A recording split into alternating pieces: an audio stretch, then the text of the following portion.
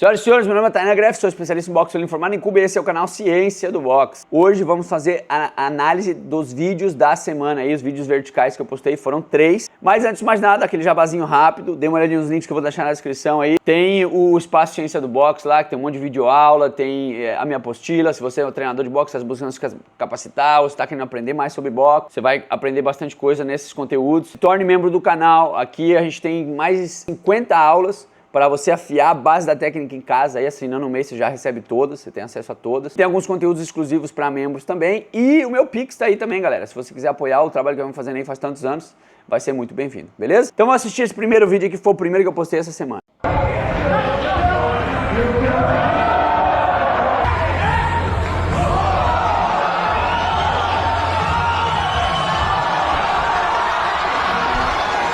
Então, galera, esse vídeo é bem curtinho, é só pra analisar essa coisa do árbitro, né? Você vê ali que eles estão meio que no entreveiro, o cara do corner vermelho tá com o braço aberto ali, né? E o azul tava agarrando ele, o árbitro vem, toca nos dois, ele entra no meio dos dois, ele toca no meio dos dois e ele fala, stop, stop, stop. Quando eu tava lá em Cuba, eu me lembro que a gente fazia bastante simulação de trabalho de árbitro, corner, a gente fazia várias simulações de várias situações diferentes. E eu lembro que o meu professor sempre falava assim, ó, o árbitro ele tem que ter o tom de autoridade. Ele não precisa ficar repetindo várias vezes a mesma coisa, mas quando ele fala, ele tem que falar alto e com autoridade. Você repara que esse árbitro, ele toca nos dois, ele fala stop, stop, stop. Ele fala 3 vezes stop. Ele podia ter falado uma alto, um bom tom e de autoridade, seco. Não, ele fala stop, stop, stop, stop. No que ele tava separando, o cara do corner vermelho vai e dá um direto no outro. Isso acontece no boxe. Tem um monte de gente aí, eu perguntei, eu faço a provocação nos comentários, tem um monte de gente que fala assim, má fé, não, ok. Gente, o árbitro, ele não tá ali pra interpretar se é boa fé, se é má fé, se o cara tá agindo porque ele é ruim, ou ele seria uma boa pessoa, o árbitro não tá ali pra isso. O árbitro tá ali pra fazer valer a regra. Acontece no boxe, às vezes, de o árbitro falar break ou stop, e realmente o cara tá ali tentando encaixar aquele golpe, e o golpe encaixa mesmo depois que o árbitro, milésimo segundo depois que o árbitro deu a ordem, né, de separar, por exemplo. Mas, se foi depois, o árbitro tem que chamar atenção, e foi isso que ele fez. Reparem que depois que ele fala stop, stop, stop, stop, o cara dá o soco ali, né, ele dá, eu não sei, acho que foi um direto, e aí ele chama a atenção do cara, ó, escuta, você não ouviu, chamou, foi a primeira advertência. Aí depois, no segundo momento, acontece quase a mesma coisa, só que em vez de stop, stop, stop, o árbitro dá o break, e no que o árbitro já tinha tocado, nos dois, falado break, e depois o cara foi, e o mesmo golpe com a mesma mão. E aí o outro cara fica puto, né? O outro lutador, de novo. Mas agiu de má fé, filho da mãe, babaca. Não, cara, não interessa, às vezes isso acontece. Se o cara tá de malandragem ou não, o que vale é a regra, não a intenção do cara. É o regulamento, regra. E aí o árbitro, ele vai...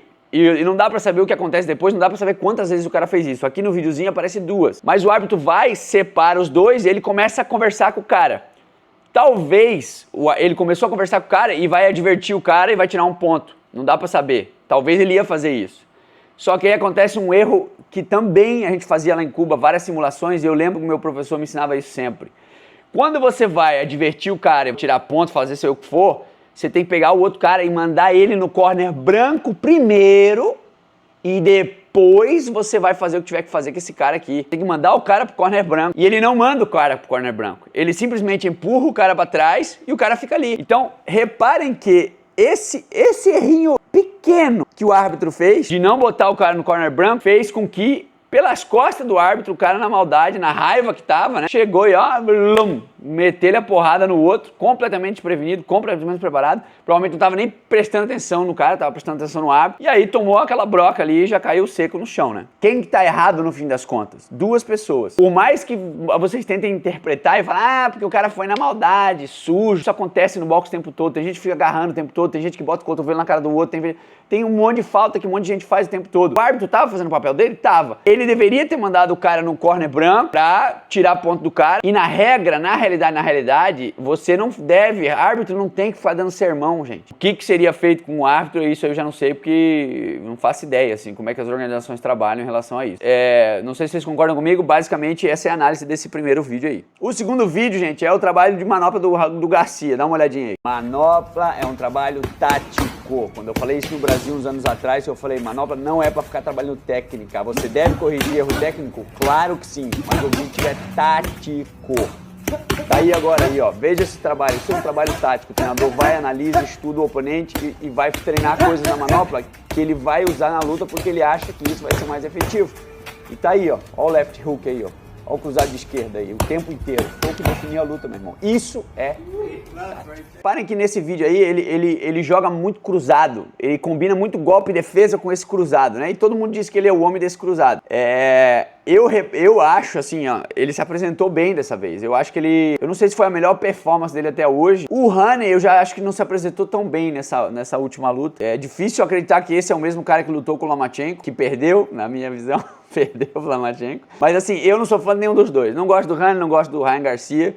Ryan Garcia é um fenômeno, é muito rápido, muito rápido. Eu lembro, cara, que quando eu comecei no YouTube há uns 5 anos atrás, eu lembro que eu falei isso. Manopla é trabalho tático. Nossa, chuva de gente que veio me criticar. Treinador, atleta, todo mundo, porque é técnica, Negócio que quando você fala assim, não é pra ficar... Quando eu falo, manopla não é pra ficar treinando técnica, não significa que se o cara tiver fazendo... Você tá fazendo um trabalho de manopla e o cara começou a fazer erros técnicos, não significa que você não vai corrigir. É óbvio que você vai corrigir, pelo amor de Deus. Não vai dizer que o cara tá fazendo negócio errado. Mas a grande questão é, se o cara não tem um domínio do movimento, se o cara é um iniciante, se o cara tá aprendendo a técnica, se tá pulindo a técnica do cara, ele tá no começo, porra, cara, se você for fazer um trabalho de manopla, que seja muito simples e que ele consiga executar relativamente bem, porque senão não tem sentido você... Que adianta você querer ficar fazendo a combinação, algum movimento, uma coisa assim, se o cara não sabe fazer nada? Não faz sentido, gente. Aí tem outras estruturas, como escola de boxe, etc., que vai auxiliar muito melhor, vai ser muito mais efetivo que o cara tá aprendendo técnica em vez de ficar fazendo um trabalho de manopla. O que eu quero dizer com um trabalho tático?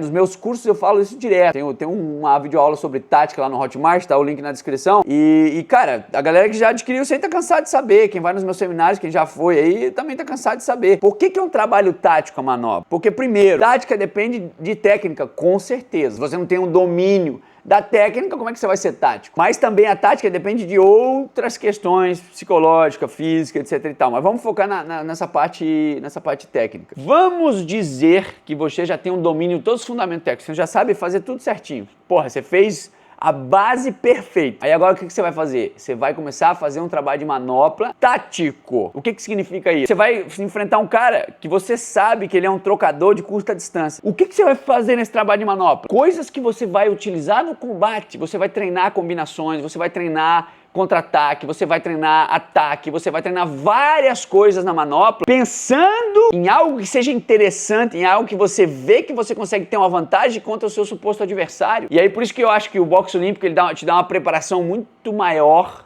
do que o boxe profissional. Porque o boxe profissional, se você se preparar desde o começo para sempre lutar com o cara, você vai sempre tentar focar a tática contra porque é luta casada, então você sabe com quem você vai lutar. E o boxe olímpico não, meu irmão. Você vai ter que lutar com um monte de gente que luta completamente diferente, né? Campeonato. E aí você tem que fazer uma preparação multilateral. A preparação no boxe olímpico, tática, ela é muito maior, cara. Porque você vai ter que enfrentar gente que luta em diferentes distâncias, gente que se comporta completamente diferente. Então você tem que estar treinando um pouquinho de tudo, né? Sempre tentando fortalecer o que você tem de melhor, mas ao mesmo tempo contra diferentes boxeadores. E no boxe profissional você tem que fazer o quê? Não, você vai lutar contra o Pacquiao, meu irmão.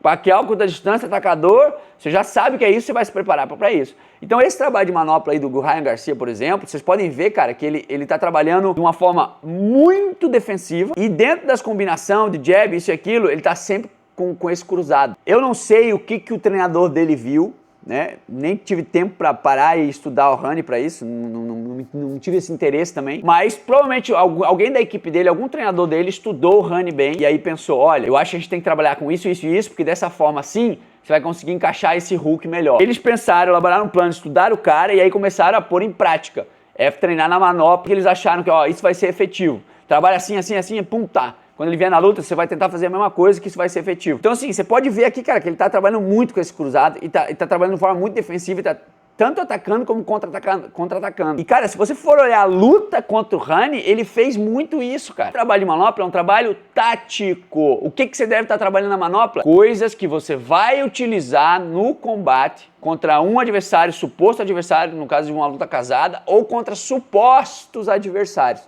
Esse é um trabalho efetivo de manopla. E por isso voltando ao vídeo da semana passada, que é a manoplinha do T-Rex ali, ó, do Floyd Mayweather, do ponto de vista técnico-tático, ela não serve muito, ok? Vamos pro próximo vídeo. Resulted in a cut. The heads clashed.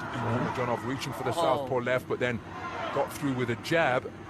Now I think that showboating has cost Nurmagomedov a standing count here. I think he was attempting to do what Billy Joe Saunders did against David Lemieux. Então reparem que nesse vídeo, gente, eles estão ali, pá, meio que trocando, o cara do corner azul ali, ele não leva nenhum golpe, mas ele se movimenta de um jeito como se ele tivesse tonto, acusando como se ele tivesse levado o golpe e ficado tonto. E repara que ele faz, aí quando o árbitro abre a contagem, ele fica assim, ó, e o árbitro faz assim com a mão, ó.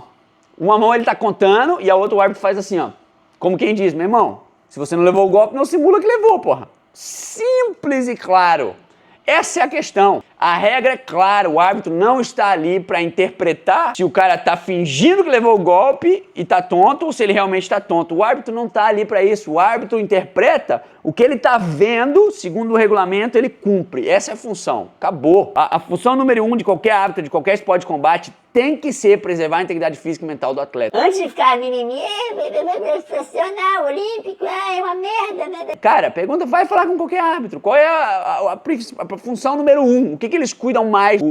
A premissa número 1 de qualquer árbitro é cuidar da integridade física e mental do atleta, meu irmão. Muito aí o cara de azul. Uma coisa é você ser um boxeador contra-atacador, baixar a mão, às vezes ficar provocando, fazer algumas firulas, como o Julio César La Cruz faz muito. E outra coisa, o Julio César La Cruz, ele não fica simulando que levou um golpe. Se ele simular, vai abrir contagem e tá certo o árbitro, meu irmão. Eu sei que no MMA, às vezes o cara simula que levou um golpe e aí quando o cara vem, às vezes acontece do cara pegar e bum, e dar uma broca no outro. Já vi esse vídeo em algum lugar. Mas, cara, no boxe é diferente. Cada esporte com a sua regra e é isso. Mas vocês têm que entender também que no MMA, eles não têm, eles não abrem contagem. O cara tomou ali, bum, foi pro chão e o outro massacrou, acabou. No boxe profissional, muita gente enche a boca aí e eu tenho certeza nunca leu o regulamento na vida. Tem muita coisa de regulamento que existe no boxe olímpico e também existe no boxe profissional. Então sempre eu vejo a galera falando, enchendo a boca, mas aí isso é no boxe olímpico. Aí às vezes isso também está no boxe profissional, o cara nem sabe. Ele acha que não tá no regulamento. Por exemplo, semana que vem eu vou postar um videozinho aí sobre exatamente isso. Você não pode manipular o corpo do seu adversário no boxe, tanto no olímpico quanto no boxe profissional. E tem um monte de gente que eu não sei por que fica falando como se soubesse e nunca leu o regulamento e fala como se no boxe profissional isso fosse permitido. Não é falta. A diferença é que no boxe profissional eles são mais flexíveis por dois motivos. No boxe olímpico eles são restritos. Hoje em dia até tá menos, mas eles ainda tentam ser restritos. Você começar a fazer falta, vão chamar a sua atenção, continuar, vão tirar ponto, você pode até ser desclassificado. No boxe olímpico, no boxe profissional, cara, isso é quase impossível de acontecer. Pela estatística, você vê que isso é quase impossível de acontecer. Por quê? Um eu entendo. Não são 3 rounds, são até 12. Dependendo da luta, são até 12 rounds. Então, claro, você não pode ser tão... Você tem que ser um pouco mais flexível, porque o número de rounds é muito maior. Então, a flexibilidade tem que ser um pouco maior. Concordo. Mas a segunda é por dinheiro. E aí eu já não concordo. Se é regra. Quer aumentar, quer ser mais flexível, que seja. Mas se tá no regulamento, então tem que cumprir, porra. Que é espetáculo, tem que... Não, peraí, meu irmão. Não, se não tem regulamento, não é esporte. É esporte porque tem regulamento. Eu acho que no boxe a galera enche a boca. Porque a regra no Olímpico é uma merda. Não, meu irmão. O negócio é que no boxe profissional é terra de ninguém, velho. Tem um regulamento, tá ali que não pode agarrar, os caras se agarram do primeiro ao 12º round. E o árbitro nem chama atenção, o cara tá agarrando. Não pode baixar a cabeça, o cara vai, abaixa a cabeça do primeiro ao 12º round. Gente que ganha a luta fazendo isso. O cara que lutou com esquiva, na minha opinião, é prova total disso. Ficou baixando a cabeça o tempo todo, usou de malandragem pra ganhar da esquiva. Eu, Tainan, gosto mais da forma e do rigor que eles têm com o regulamento no boxe olímpico. Se vocês não estão de acordo com alguma regra, isso é outra discussão. Mas se tem o regulamento, tem. Por exemplo, a luvinha branca na luva que tinha no boxe olímpico, eles tiraram a manchinha branca, mas a regra que tem que conectar com a parte da frente continua. Então por que desgraça tirar a manchinha branca da luva? Agora o juiz que tá lá pontuando e o árbitro, pra todo mundo ficou mais difícil de ver, cara, se o cara tá batendo com a parte legal da luva ou tá batendo com a parte da frente, tá batendo com a parte de trás. Os golpes são rápidos pra caramba, pra todo mundo ficar ruim de dizer que tá pontuando, pegou não, é falta não. Pra todo mundo ficou mais difícil agora ver se o cara tá golpeando com a parte certa ou ele tá fazendo falta. Por quê? Porque eles tiraram a manchinha branca, a tinta, né? A parte branca eles tiraram, mas a regra continua. Então por que desgraça deixar essa regra? No boxe profissional também você não pode bater com essa parte. Tá lá no regulamento, a parte frontal da luva. Mas no boxe profissional, meu irmão, é só manotaço. Wilder que o diga, entre outros aí. Então, enfim, Deixa a opinião de vocês aí sobre tudo. Se tiverem alguma sugestão de vídeo, vocês podem me mandar lá no Instagram. Me manda um vídeo lá no Instagram pra fazer um react, pra gente analisar aqui depois também. E é isso, galera. Tamo junto. Boxe tem muita ciência. Deixa os comentários aí. Fui.